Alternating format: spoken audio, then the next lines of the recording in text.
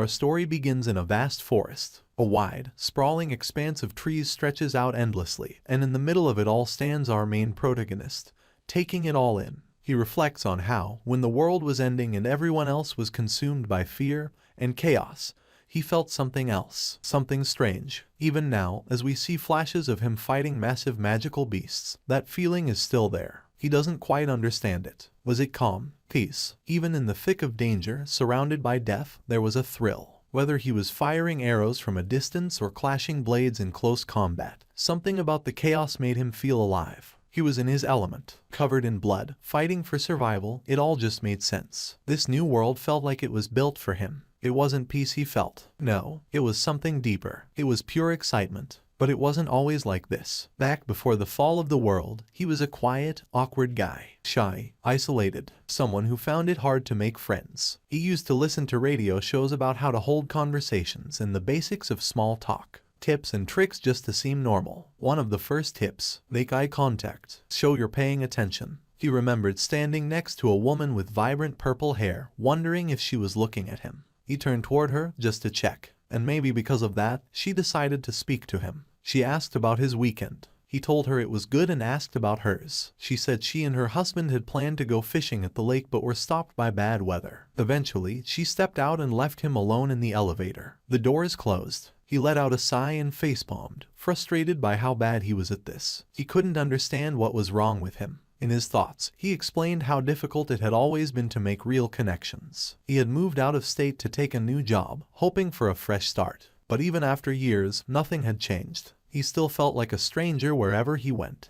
In a world that placed such high value on social skills, he felt completely out of place. He started wondering if things would ever be different. Even in his childhood, he had only tried solo activities. Archery was his favorite, one of the few things that brought him peace. But that peace always came alone. It felt like the world just wasn't made for people like him. Day in, day out, he sat in his cubicle, a quiet, gray space that stretched endlessly between morning and noon. Time crawled. No family in the city, no friends at the office, no one even knew his name. Well, almost no one. Out of nowhere, someone appeared behind him, calling out, "Jake." It was a man with blonde hair. Adam. Adam asked Jake if he wanted to join him and a few others for lunch. Jake considered it for a moment. Adam was the opposite of him. Confident, outgoing, effortlessly likable. The kind of person who could lead a room without even trying. And somehow, Jake still liked him. Adam never made Jake feel small. He didn't mind doing the talking, and that made things easier. Normally, Jake would have said no. He'd avoid situations like this to prevent the awkwardness he always feared.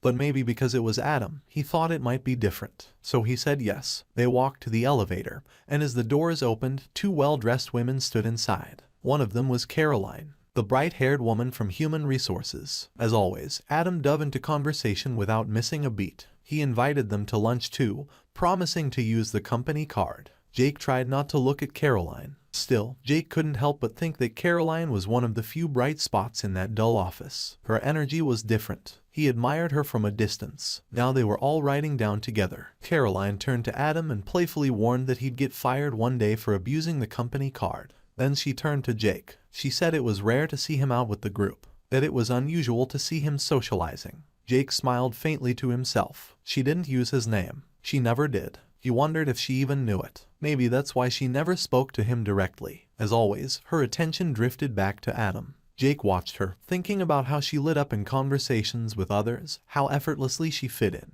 But then the elevator shook. It wasn't subtle. Everyone inside stopped talking. The light above them flickered. Caroline looked around in confusion. Adam calmly said it was probably just an electrical issue, nothing serious. No reason to panic. But then the second tremor hit. This one was worse, sharp and sudden. Alarms blared. The ground below them groaned. The elevator jolted violently. Adam, snapping into action, told Jake to hit the emergency stop. Jake did, but nothing happened. Caroline stared at the controls, screaming about it not working, and still yet nothing happened. And in that moment, for the first time, it wasn't surprise or being startled they felt, but a deep fear set into their eyes. Just then, the lights inside the elevator shut off completely, leaving everyone in total darkness. From the back, a woman named Joanna spoke up, asking why the power had suddenly gone out. No one had an answer. They were still shaken from the tremors when Adam, trying to keep everyone calm, asked if everyone was okay. Then, without warning, something appeared in the dark. A glowing notification window floated in the air in front of them, as if it had been waiting all along. The message was clear: the 93rd universe's invitation had been accepted, and the tutorial sequence was about to begin. It wasn't just them. All over the world, people saw the same message. Even far beyond Earth, on a completely different planet, a strange creature looked up and saw it too. This alien being spoke to itself in a gloomy tone, saying that the people from this universe would be nothing more than lambs to the slaughter. Before Jake could make sense of any of this, everything changed again. Suddenly, he was no longer in the elevator. He didn't even know where he was anymore. He looked around but saw no sign of the others. It was just him, alone, in a strange place that made no sense. In front of him stood a creature unlike anything he had ever seen. It looked otherworldly but spoke politely, introducing itself to Jake. But Jake was too shocked to respond. He ignored the greeting and asked what the creature even was. The creature answered, saying it was the entity in charge of helping him adjust to this new reality. Just then, a 5-minute countdown appeared above the creature. The timer had started, and the entity said they had limited time, urging Jake to listen carefully. Jake asked what kind of reality this was. In response, a blue system window appeared in front of him. It showed various details and stats about Jake. According to the screen, his race was human, but he had no class, no profession, and no titles. His other stats were also low. Obviously, things like strength, dexterity, and endurance were barely developed, likely because they hadn't mattered in his normal life until now. The entity explained that this screen was called a system list. It would display important stats and other information Jake would need to survive in this new world. It also mentioned that the moment Jake's universe passed the bare minimum requirement for entry into the multiverse, the system had begun initializing it. That was all the information it could give for now. The rest would come later when needed. Jake took a second to process everything. He wasn't sure whether this was all amazing or just ridiculous. But before he could get too deep into his thoughts, the entity told him it was time to pick a class. Another screen opened, showing different weapons and symbols, each representing a class. Jake scrolled through them one by one. Each class offered different stat bonuses and abilities. There were a lot of options, but Jake didn't want to rush the choice. He wanted the one that felt right. For a moment, he considered the caster class. It had potential. But then he saw the archer class, and as soon as he looked at it, something about it just felt right to him. He chose the archer. The blue system window confirmed his selection. The entity, now aware that time was almost up, continued the introduction. Jake was told he would be sent to something called the Great Forest Tutorial Zone. There, he'd face monsters and challenges. Each victory would earn him tutorial points, or TP, which he could use to unlock stronger skills. If he gathered enough TP, he might even be able to fight the powerful beasts known as Beast Lords. Jake asked how long the tutorial would last. The entity answered that it would continue for 64 days. When it ended, those who survived would be ranked and rewarded based on the number of TP they earned. That was the last thing the entity revealed. A bright blue glow began to surround Jake's body. He was being teleported. He felt a rush through his chest, a sudden wave of energy. But instead of feeling scared, Jake felt something else. Excitement. Another blue screen appeared, letting him know that the introduction was complete. His new reality had officially begun. Now, Jake and his co-workers were standing in a massive forest, surrounded by tall trees and thick vegetation. They were all wearing new armor and gear suited for battle. Most of them looked confused, trying to make sense of their new appearances. But Jake didn't seem worried. He admired his new archery equipment, quietly impressed by how natural it all felt. As the group tried to figure out where they were, Adam stepped forward. Always the leader, he tried to calm everyone down and get them focused. But before he could say much, the ground began to rumble beneath them. Cracks started to form under their feet, and the earth opened up into a growing fissure. Adam hesitated, unsure whether to panic or keep trying to reassure the others. Either way, it was clear that something was pulling them downward. At the same time, in another part of the forest, a different group was moving through the trees. They were cautious, moving slowly, when a rustling sound came from the bushes nearby. The group leader raised a hand to signal the others to stop. He asked if anyone else had heard it, then prepared his blade for whatever might be coming. He called out, telling whoever was hiding to reveal themselves. From the bushes, a blonde-haired boy appeared.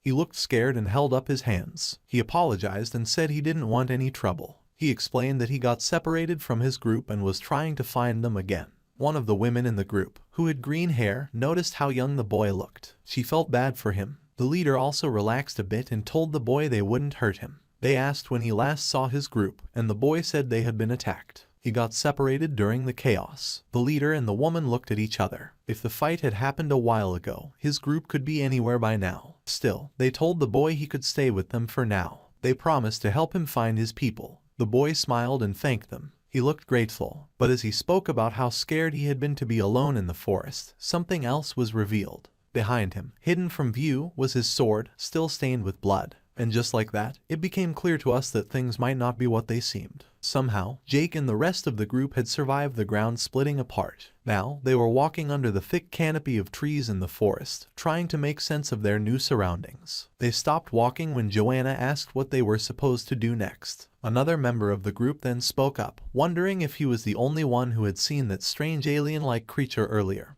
referring to the entity. Adam reassured everyone. He said that they just needed to take things one step at a time and that everything would work out eventually. Watching him, Jake couldn't help but think that Adam really did seem like a natural-born leader. Once they started moving again, Adam suggested that their first priority should be to find shelter, water, and food. As they moved through the forest and tried to learn how to use their new skills, Jake kept thinking about the other pillars he had seen from above during the introduction. If those were anything like theirs, then his group wasn't the only one out there. That meant there were other survivors too. While Joanna stood nearby, amazed at having just cast her first spell, Jake thought about how important this early stage was. It was their chance to get used to the system and figure out how it all worked. He also noted that their group seemed pretty balanced. Their teamwork was already showing signs of potential. That became clear when Adam wrestled a deer to the ground and held it in place just long enough for Jake to land a clean shot with his bow. Afterward, Caroline moved in to heal Adam's injuries. They were starting to understand their roles and how to support one another. Adam and Caroline even looked a little awkward during the healing. That night, they all gathered around a bonfire. Caroline looked across the flames at Jake and mentioned how surprised she was by how well he handled his bow. She told him he was really good at using it and seemed impressed. Jake, who had always felt invisible to people like her, didn't know what to say. The fact that she knew his name meant a lot to him, but he couldn't bring himself to say anything. He just looked down, unsure of how to respond. To change the subject, Adam jumped in and suggested that Jake help him as a team captain. Jake quickly turned the offer down. He said he wasn't cut out for leadership and that he wasn't good at talking to people the way Adam was. Adam didn't argue. He just pointed out that this was a new world and that the old rules didn't matter anymore. He wanted Jake to understand that maybe he didn't need to be the same person he was before. A few hours later, it was time for the first night watch. Jake and Joanna were on duty. The forest was quiet. In the stillness, Joanna tried to talk. She told Jake that she and her husband had planned to meet up for lunch the day everything changed. She figured he had probably been nearby when it all started. Trying to get Jake to open up, she asked if he had someone in his life, if he had a girlfriend. Jake said no, at least not anymore. Then he started to talk about his past. He said that back in college, he had two real friends, a guy named Andy and a girl named Madeline. Andy had been his roommate, and Jake described him as a genuinely good guy, the kind of person you could trust completely. And Madeline, she was the girl Jake had fallen in love with. Like him, she wasn't very social. But when they were together, that didn't matter. They enjoyed each other's company and preferred quiet moments. At least, that's what Jake believed. He told Joanna that those had been the happiest years of his life. Or maybe he had just convinced himself of that. Because while he was busy falling in love, he didn't realize what was happening right in front of him. The two people he trusted most, the girl he loved and the friend he would have trusted with his life, were apparently more than just friends behind his back. Joanna listened quietly. When he was finished, she said that maybe he was better off without people like that in his life. But then her voice began to crack. Already in tears, she admitted that thinking about her own husband left her feeling sick. The worry never stopped. She kept imagining what he might be going through. Jake saw that she was hurting. He thought about saying something to comfort her. But before he could, Joanna stood up and asked to be excused. Without waiting for a reply, she walked off into the forest, disappearing into the trees. Jake sat there for a moment, thinking. Maybe Adam was right. Maybe he did need to step up. Joanna had chosen to talk to him. Caroline had remembered his name. That didn't usually happen to someone like him. Maybe things could be different now. Maybe in this new world, he didn't have to stay in the background anymore. Just as he was thinking about all this, a scream tore through the night. It came from deep in the forest. Jake didn't hesitate. He knew the situation could be dangerous, and someone might be in trouble. Without wasting a second, he grabbed his bow and ran straight toward the sound. When Jake arrived, he saw three men surrounding Joanna. One of them stepped forward and threatened her, demanding to know where her group was hiding. But Joanna, brave and loyal despite her situation, kept insisting that she didn't know. She refused to say anything, no matter how hard they pushed. The leader of the thugs eventually gave up trying to get answers the easy way. He looked her in the eyes and told her she could have it her way. Without another word, he struck her leg with a brutal attack, smashing it to pieces. Her blood sprayed across the forest floor as she let out a scream of pure agony. Then, out of nowhere, a flurry of arrows came flying in toward the three men. One arrow hit its mark cleanly, going straight through one thug's neck. He dropped instantly. The other two managed to block or dodge the remaining arrows. One of them spotted where the arrows had come from and shouted to the other to go after the archer. Without hesitation, the man took off in that direction.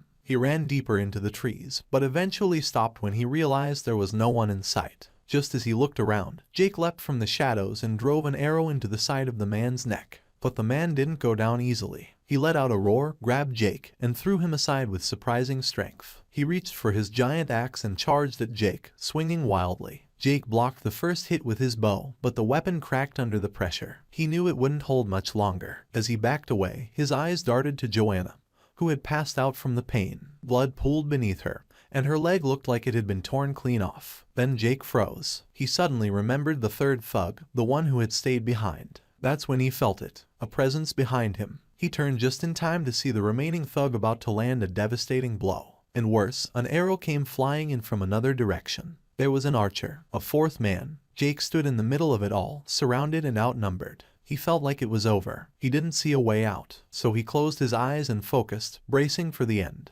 But then, something strange happened. He could feel them, the two enemies around him. It was like time slowed down, not from a spell or any kind of magic. This was something else. A system notification appeared in front of him. It said that a new ability had awakened, Bloodline of the Primal Hunter. Jake didn't know what that meant, but he could feel the change. His instincts sharpened. His vision narrowed. His eyes began to glow red. Then he moved. In one smooth motion, he dodged the attack from behind. The arrow flying toward him was caught mid-air. Without thinking, he threw it back at one of the thugs and watched as it pierced the man's chest, killing him on the spot. Jake stared at his hands, stunned. But he didn't freeze. He sprinted to grab a blade off the ground and used it to finish off the other attacker. The enemy archer, hidden nearby, fired a volley of arrows toward Jake. But Jake blocked every single one.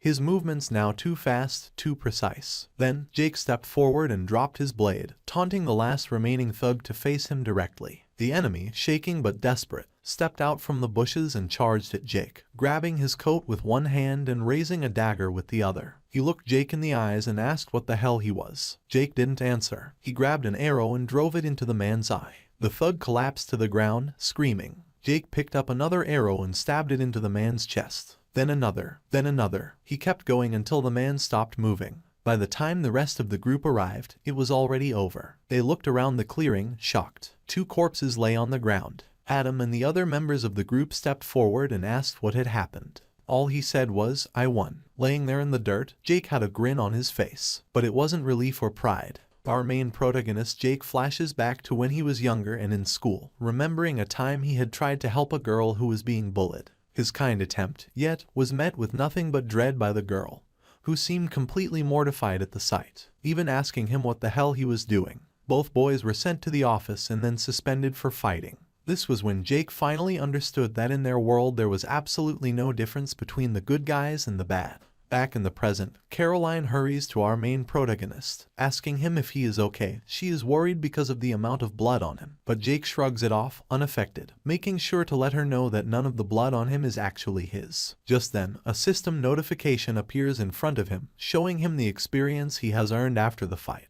Much to his surprise, because he didn't think they got points for killing survivors as well. A smile plays on Jake's face as he has just realized he gained a new skill. Bloodline of the Primal Hunter, wondering to himself what exactly a bloodline even is. Adam comes up to Jake asking him who exactly their attackers were and why they would even attack them. Jake tells Adam why he feels they were attacked, most likely as a result of the need for experience or tutorial points, noting the high amount he just got from that fight alone, telling them all they need to reconsider their survival strategy. They suggest finding a safe place to hide and waiting out the tutorial, but as Jake and Adam stood discussing, Jake was called by Caroline. Slowly rising to her feet, she asks Jake why Joanna was alone. Jake tries to answer her, telling her that Joanna seemed anxious and he felt she needed space. Caroline, however, was not having it, yelling at him and telling him Joanna isn't doing well. She continues telling him that Joanna's leg is too crushed for her healing abilities and asks him what exactly they should do. Jake, surprised by this, asks Caroline if she is blaming him for the events. Adam quickly jumps in, recognizing that he helped save her, but even with that,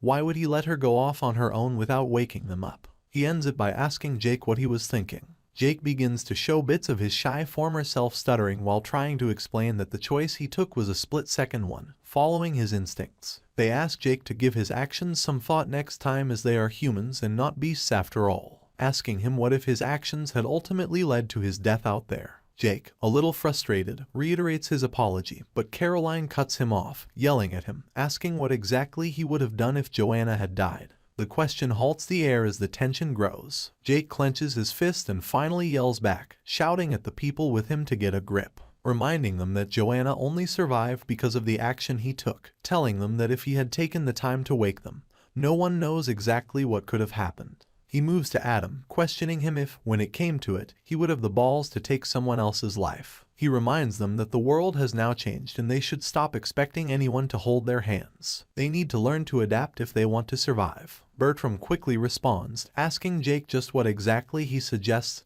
they do. Jake, already preparing to walk away, stops and turns to face them, telling them he suggests they do whatever they need to level up and make it through the situation they find themselves in. He tells them they need to do what the system wants them to do and they need to stop blaming him because they haven't caught up. And with our main protagonist walking away from the group, all they can do is watch him go. The next morning, as our protagonist wakes up, he hears a voice telling him he is finally up. The voice turns out to be Casper, who is sitting next to him. He rubs his eyes as he wakes up and tells Casper that he half expected that everyone would have ditched him by the time he woke up. Casper acknowledges that it was a thought, but after talking it out, they all decided they needed to start pulling their weight. Jake has a flashback about him and Casper at the old job and how, besides Adam, Casper was the closest thing he had to a friend back at that job. He thought about how they bonded over their poor romantic lives. He still really likes having him around even now. Just then, Joanna walks towards our main, and a look of pure shock washes over him. Joanna, now one limb short, still stands confidently in front of him as Casper explained they couldn't figure out how to save her leg, so this was the next best option, saying it was Joanna's idea.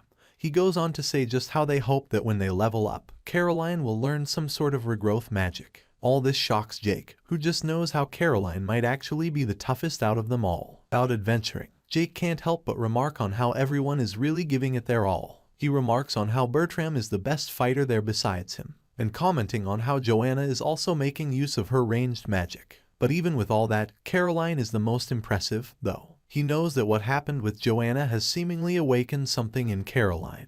But even with the potions they got in their beginner gear, or at least that some of them got, none of them were powerful enough to fix Joanna's leg. And without knowing how to make more potions, Caroline has proven to be a valuable asset. But even at that, they haven't spoken a word to each other since the night before. Jake doesn't know who is supposed to talk to whom first. He ultimately decided that pretending like nothing happened was the best way to resolve the issue. An hour after the battle against the giant badgers, Casper and Jake aim to test Jake's ability to perceive incoming projectiles by having Casper hurl a ball of mud at him while he is blindfolded. This doesn't work, however, and the mud hits him with a loud splat, leaving the main character perplexed as to why the ability didn't activate. Jake ultimately draws the conclusion that the ability didn't activate since Casper didn't really want to actually harm him. Their training session was then interrupted by Adam, who calls out to them, telling them it's time to call it a day and find some shelter for the night. While wondering, they find a cave they deem to be a safe place, where they would at least be protected from the rain if nothing else, and they head in. And as they do, Jake can't help but see the cave as protection from possible ambushes from different people, telling himself that so long as he stays alert, they will be safe from more attacks. Still thinking about Joanna and last night, Adam walks up to our skilled archer and asks him if he is still thinking about what happened the night before, to which he simply says he just doesn't want to repeat the same mistakes twice. Adam finally apologizes to him for how he acted then, before he walks in with the torch leading the group in with him. Jake looks at him fondly, stating that the group most likely wouldn't have survived without Adam's leadership. Even he wouldn't have survived without him. we get another flashback of when Jake and Adam met for the first time, when Adam personally requested to have him on his team, causing our then shy protagonist to blush and stutter. As they head into the cave, they hear an ominous sound, leaving them wondering what exactly that could have been.